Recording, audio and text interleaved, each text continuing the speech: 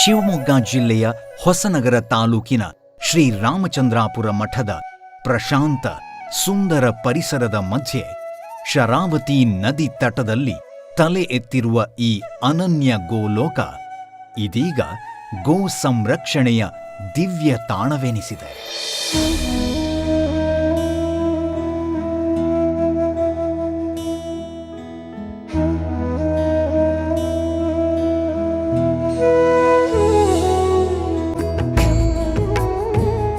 ಭಾರತದ ಪಾರಂಪರಿಕ ತಳಿಗಳಲ್ಲಿ ಮಾನ್ಯವಾದ ಸುಮಾರು 50 ತಳಿಗಳಲ್ಲಿ 30 ತಳಿಗಳಿರುವ ಏಕೈಕ ಗೋಲೋಕ ಇದು. ಈ ಗೋಲೋಕದಲ್ಲಿ 500ಕ್ಕೂ ಹೆಚ್ಚು ಗೋವುಗಳನ್ನು ಸಾಕಲಾಗುತ್ತಿದೆ.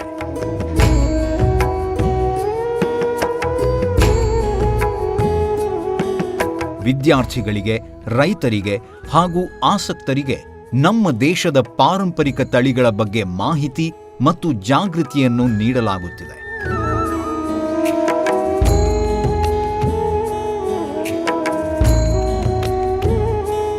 ಗೋವುಗಳ ಸಂರಕ್ಷಣೆ ಮತ್ತು ಪೋಷಣೆಗಾಗಿ ದಿನವೊಂದಕ್ಕೆ 1.5 ಟನ್ ಮೇವು, 750 ಕಿಲೋ ಹಿಂಡಿ ಅಂದರೆ ಪಶು ಆಹಾರ,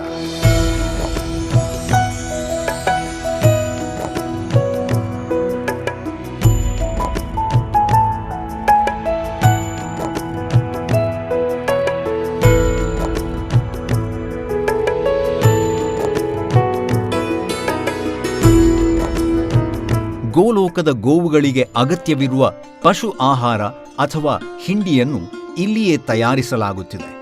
ಇದಕ್ಕಾಗಿಯೇ ಉತ್ಪನ್ನ ಘಟಕವನ್ನು ನಿರ್ಮಿಸಲಾಗಿದ್ದು, ಕಚ್ಚಾ ವಸ್ತುಗಳನ್ನು ತರಿಸಿ ಉತ್ತಮ ಗುಣಮಟ್ಟದ ಪಶು ಆಹಾರವನ್ನು ಸಿದ್ಧಪಡಿಸಿ ಗೋವುಗಳಿಗೆ ನೀಡಲಾಗುತ್ತಿದೆ.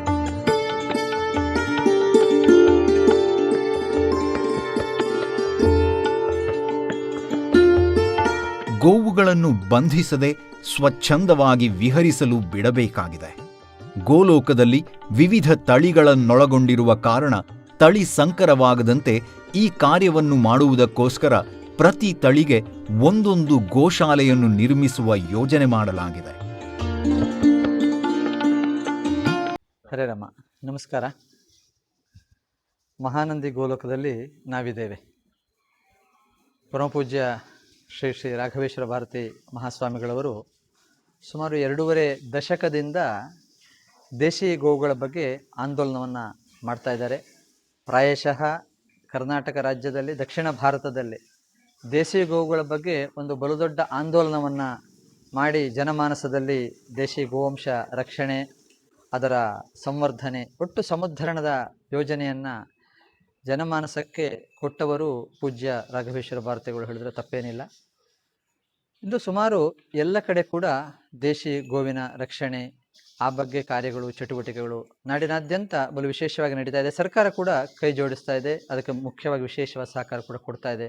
ಬೇರೆ ಬೇರೆ ಸಂಘ ಸಂಸ್ಥೆಗಳು ಕೂಡ ಈ ವಿಚಾರದಲ್ಲಿ ಕೈ ಜೋಡಿಸ್ತವೆ.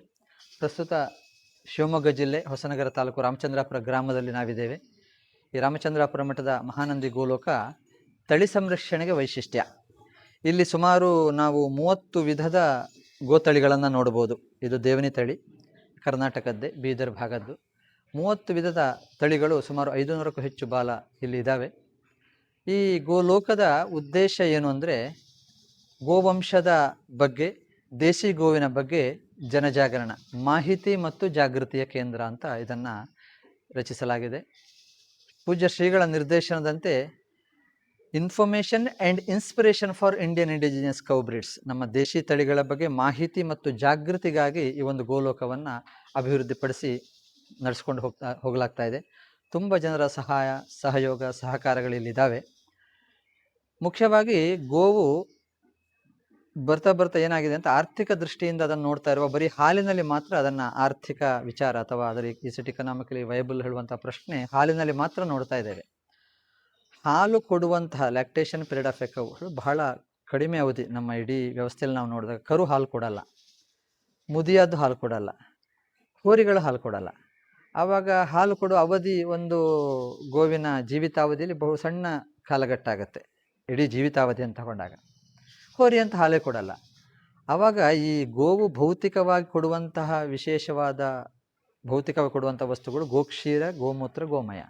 ಗೋಕ್ಷೀರವನ್ನೇ ನಾವು ಕೇಂದ್ರೀಕೃತವಾಗಿ ಕೆಲಸ ಮಾಡ್ತಾ ಇರುವಾಗ ಅದು ಹಾಲನ್ನು ಕೊಡದೇ ಇರುವ ಅವಧಿ ನಮಗೆ ಹೊರೆ ಅಂತ ಭಾವಕ್ಕೆ ನಾವು ಬರ್ತೇವೆ. ಹಣದ ಹಿಂದೆ ಹೋಗುವವರಿಗೆ ನಾವು ಹೇಳ್ತಾ ಇರುವಂಥ ವಿಚಾರ. ಅಂಥ ಸಂದರ್ಭದಲ್ಲಿ ಹಣದ ಹೊರತಾಗಿ, ಆರ್ಥಿಕದ ಹೊರತಾಗಿ ಆಧ್ಯಾತ್ಮಿಕವಾಗಿ ಅಥವಾ ಬೇರೆ ಬೇರೆ ವಿಚಾರವಾಗಿ ನಾವು ಅದರಲ್ಲಿ ನೋಡುವಂಥ ಕೆಲಸ ಬಹಳಷ್ಟಿದೆ. ವೈಜ್ಞಾನಿಕವಾಗಿ ಅದರಲ್ಲಿ ಬರುವಂಥ ಔಷಧೀಯ ಗುಣಗಳು, ಅದರಲ್ಲಿ ಆರ್ಥಿಕವನ್ನು ನೋಡಿದರೆ ಅದು ಬೇರೆ ವಿಚಾರವನ್ನು ಕೊಡ್ತದೆ. ಬರೀ ಹಾಲಿನಲ್ಲಿ ನೋಡಿದಾಗ ಗೋವು ಹೊರೆ ಅಂತ ಅನ್ನಿಸುವಂಥದ್ದು ಈ ಆರ್ಥಿಕ ವಿಚಾರವನ್ನು ಮನಸ್ಸಿಗೆ ತುಂಬಿಕೊಂಡಾಗ, ಅಂತಹ ಸಂದರ್ಭದಲ್ಲಿ ಹಾಲಿನ ಹೊರತಾದ ಅದರ ಆರ್ಥಿಕ ಕೊಡುಗೆಗಳು ಯಾವುದರ ಮೂಲಕ ಬರ್ತವೆ ಅಂತ ಶ್ರೀಗಳ ಮಾರ್ಗದರ್ಶನ ಎಲ್ಲರಿಗೂ ಗೊತ್ತಿರುವಂಥ ವಿಚಾರ. ಗೋಮೂತ್ರ ಗೋಮಯಗಳು ಅದು ಹುಟ್ಟಿನಿಂದ ಕೊನೆಯ ಉಸಿರಿರುವಲ್ಲಿವರೆಗೆ ಕೊಡುವಂತಹ ಒಂದು ಕೊಡುಗೆಗಳು. ಆ ಗೋಮೂತ್ರ ಗೋಮಯಗಳನ್ನು ವ್ಯವಸ್ಥೆಯಲ್ಲಿ ನಾವೇನು ಹಿಂದಿನ ಒಂದು ನಮ್ಮ ಪೂರ್ವಜರು ಇರ್ಬೋದು, ಹಿಂದಿನ ಕಾಲಘಟ್ಟದಲ್ಲಿ ಏನು ಕೃಷಿ ಮತ್ತು ಗೋವು ಯಾವತ್ತು ಅವಿನಾಭಾವ ಸಂಬಂಧ ಒಂದಕ್ಕೊಂದು ಜೋಡ್ಕೊಂಡಿರುವಂಥದ್ದು. ಭೂಮಿ ಹೇಳುವ ಭೂಮಿಯ ಫಲವತ್ತತೆ ಗೋವಿನ ಮೇಲೆ ಅವಲಂಬಿಸಿರ್ತದೆ. ಗೋಮೂತ್ರ ಗೋಮಯಗಳು ಭೂಮಿಗೆ ಬಿದ್ದಷ್ಟು ಭೂಮಿ ಬಂಗಾರ ಆಗುತ್ತೆ. ಬಂಗಾರವನ್ನು ಬೆಳೆಯನ್ನು ಬೆಳಿಬೋದು. ನಾವು ಅದರಲ್ಲಿ ಅಮೃತ ಸದೃಶವಾದಂಥ ಏನು ಆಹಾರಗಳನ್ನು ನಾವು ಬೆಳಿಬೋದು. ಅಲ್ಲೇ ಆ ಕೊಂಡಿ ಕಳಿಸ್ತಾ ಇರುವಂಥದ್ದು, ಅಲ್ಲಿ ಅದನ್ನು ಮರುಸ್ಥಾಪಿಸುವ ಕಾರ್ಯವನ್ನು ಮಾಡಿದಾಗ ಭೂಮಿ ಬಂಗಾರ ಆಗುತ್ತೆ. ಅಂದರೆ ಗೋವು ಮತ್ತು ಭೂಮಿ ಅಂದರೆ ಕೃಷಿ ಮತ್ತು ಗೋವು, ಕೃಷಿಯ ತ್ಯಾಜ್ಯವನ್ನು ಗೋವಿಗೆ, ಗೋವಿನ ತ್ಯಾಜ್ಯ ಅಂದರೆ ನಮಗೆ ಪೂಜ್ಯ ಅದು ಗೋಮೂತ್ರ ಗೋಮಯ, ಅದನ್ನು ಭೂಮಿಗೆ ಕೃಷಿಗೆ ಹಾಕಿದಾಗ ಎರಡೂ ವಿಶೇಷವಾದ ನಮಗೆ ಯಾವುದೇ ಹೊರೆ ಇಲ್ಲದಂಥ ಅಲ್ಲಿ ಆರ್ಥಿಕ ಲೆಕ್ಕಾಚಾರವನ್ನು ಹಾಕಿದಾಗ ನಮಗೆ ಹೆಚ್ಚು ಲಾಭವೇ ಇರ್ತದೆ. ಯಾಕಂದರೆ ಕೃಷಿಯ ತ್ಯಾಜ್ಯ ಹುಲ್ಲು ಸೊಪ್ಪು ಗೋವಿಗೆ ಕೊಡಬೇಕು, ಗೋವಿನ ತ್ಯಾಜ್ಯ ನಾವೇನು ಪೂಜ್ಯ ಅಂತೇವೆ ಗೋಮೂತ್ರ ಗೋಮಯಗಳನ್ನು ಭೂಮಿಗೆ ಹಾಕಬೇಕು. ಆವಾಗ ಎರಡೂ ಕೂಡ ನಾವು ಸಮತೋಲನವಾದ ಒಂದು ವ್ಯವಸ್ಥೆ, ಅಮೃತ ಸದೃಶವಂಥ ಆಹಾರ, ಆರ್ಥಿಕವಾಗಿ ಕೂಡ ಒಂದು ಸದೃಢವಾದ ವ್ಯವಸ್ಥೆ, ಕಟ್ಟಿ ನಿಲ್ಲುವಂಥ ವ್ಯವಸ್ಥೆ ನಡೀತದೆ. ಅದಕ್ಕಾಗಿ ಅಂಥ ಎಲ್ಲ ಕಾರ್ಯಗಳನ್ನು, ವಿಶೇಷಗಳನ್ನು, ವ್ಯವಸ್ಥೆಗಳನ್ನು, ಮಹತ್ವಗಳನ್ನು ಜನಮಾನಸದಲ್ಲಿ ಸಾರುವುದಕ್ಕಾಗಿ ಮತ್ತೆ ಮತ್ತೆ ಹೇಳುವುದಕ್ಕಾಗಿ ಈ ಒಂದು ಗೋಲೋಕದ ಸ್ಥಾಪನೆ ಆಗಿದೆ. ಆ ದಿಶೆಯಲ್ಲಿ ಕಾರ್ಯ ನಡೀತಾ ಇದೆ. ಪ್ರಯತ್ನಗಳು ಇನ್ನೂ ಮಾಡಬೇಕಾದ್ದು ಬಹಳಷ್ಟಿದೆ. ಇಲ್ಲಿ ವಿಶೇಷವಾಗಿ ತಳಿಗಳ ಆಧಾರಿತವಾಗಿ ಗೋಶಾಲೆಗಳ ನಿರ್ಮಾಣ ಆಗ್ತಾ ಇದೆ. ನೀವು ನೋಡ್ತಾ ಇದ್ದೀರಿ, ಈಗಾಗಲೇ ಸುಮಾರು ಗೋಶಾಲೆಗಳ ನಿರ್ಮಾಣ ಆಗಿದೆ, ನಿರ್ಮಾಣ ಆಗಲಿಕ್ಕಿದೆ. ಇಂತಹ ಒಂದು ಕೇಂದ್ರದಲ್ಲಿ ಕೃಷ್ಣನ ಮಂದಿರ ಇದೆ. ಕೃಷ್ಣ ಕೇಂದ್ರೀಕೃತವಾದಂತಹ ಗೋವಿನ ಒಂದು ವಿಶೇಷವಾದಂತಹ ಒಂದು ಕೇಂದ್ರ, ಗೋವಿನ ಸತ್ವ ಮಹತ್ವಗಳನ್ನು ಸಾರಿ ಹೇಳುವಂಥದ್ದು. ಇಲ್ಲಿ ನೀವು ಈಗಾಗಲೇ ನೋಡುವಂಥದ್ದು ಗೋವಿನ ಗಂಜಳವನ್ನು ಕೃಷಿಗೆ ಬಳಸುವ ಕಾರ್ಯ ನೀವು ನೋಡಿದ್ದೀರಿ. ಹಾಗೆ ಗೋವಿನ ಗೋಮಯದಿಂದ ಎರೆಹುಳ ಗೊಬ್ಬರವನ್ನು ಮಾಡುವ ಪ್ರಕ್ರಿಯೆ, ಫಲವತಿ ಎರೆಹುಳ ಗೊಬ್ಬರ ತುಂಬ ವಿಶೇಷವಾಗಿ ಮಾಡಲಾಗ್ತಾ ಇದೆ. ನೀವು ಈಗಾಗಲೇ ಅದನ್ನು ನೋಡಿದ್ದೀರಿ. ಭೂಮಿಗೆ ಅಗತ್ಯ ಇರುವಂತಹ ಸಾರಜನಕ, ರಂಜಕ, ಪೊಟ್ಯಾಷಿಯಗಳನ್ನು ನೈಸರ್ಗಿಕವಾಗಿ ಒದಗಿಸಬಲ್ಲಂತಹ ಒಂದು ವ್ಯವಸ್ಥೆ ಗೋಮಯ. ಅದು ಭೂಮಿಯಲ್ಲಿ ಕೊನೆಗೂ ಯಾರು ಕೃಷಿ ಮಾಡ್ತಾರೆ ಅಂದರೆ ಎರೆಹುಳ ಮತ್ತು ಸೂಕ್ಷ್ಮಜೀವಿಗಳೇ ಕೃಷಿ ಮಾಡುವಂಥದ್ದು ಒಳಗೆ. ಅದಕ್ಕೆ ವೇದಿಕೆಯನ್ನು, ಭೂಮಿಕೆಯನ್ನು ನಾವು ರೈತರು ಮಾಡಿಕೊಡುವಂಥದ್ದು ಪೂರಕವಾದ ವ್ಯವಸ್ಥೆ. ಆ ಕೃಷಿಗೆ ಅತ್ಯಂತ ಅಮೂಲ್ಯವಾದಂಥ ವ್ಯವಸ್ಥೆ ಗೋಮಯ.